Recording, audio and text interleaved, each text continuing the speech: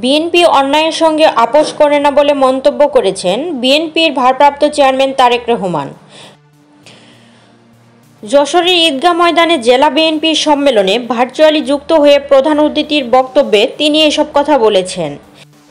এর আগে সকালে সম্মেলন উদ্বোধন করেছেন বিএনপির চেয়ারপারসনের উপদেষ্টা আমানুল্লাহ আমান।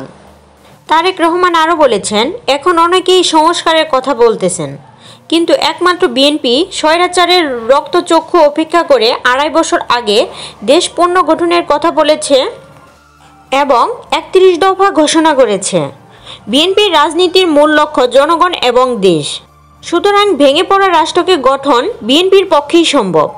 জনগণের ভোটে বিএনপি দেশ পরিচালনার সুযোগ পেলে সবার আগে পুনর্গঠন করা হবে। বিএনপির ভারপ্রাপ্ত চেয়ারম্যান বলেছেন, জনগণের সমর্থন নেই এমন কোনো কাজ বিএনপি করে না। বিএনপি একমাত্র দল যেটি নিজ দলের দোষী নেতাকর্মীদের বিরুদ্ধে ব্যবস্থা নেয়।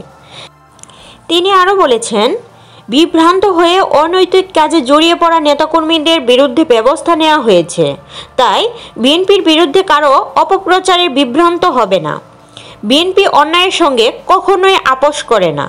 দ্রুত নির্বাচন দেওয়ার তাগিদ দিয়ে তিনি বলেছেন, দেশের মানুষের প্রত্যাশা অনুযায়ী দেশ পুনর্গঠনের দ্রুততম সময়ে স্বচ্ছ নির্বাচন দেওয়া জরুরি। প্রিয় দর্শক, এতক্ষণ সাথে থাকার জন্য ধন্যবাদ। এরকম আরও নিত্য নতুন সংবাদ পেতে আমাদের ওয়াইটিভি নিউজ চ্যানেলটি সাবস্ক্রাইব করুন এবং আপনাদের ভালো লাগলে লাইক, কমেন্ট, শেয়ার করে পাশেই থাকুন। আর